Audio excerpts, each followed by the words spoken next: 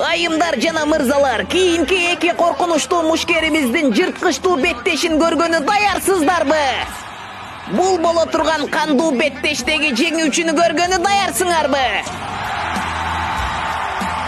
Анда эмесе эки мушкерибиз менен тааныштыралы. Бул бурчта эттерди кажыгыч, сөөктөрдү сындыргыч, кандарды соргуч, азап берүүчү.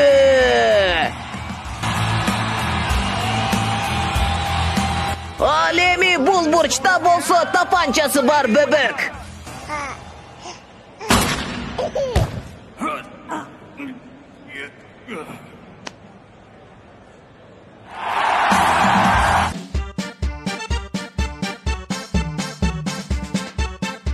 Бүгүн биздин чемпиондор ортосундагы чыныгы жырткычтуу беттеш, тапанчасы бар бөбөк. Жана ошондой эле эки бөбөк 3 тапанчасы менен.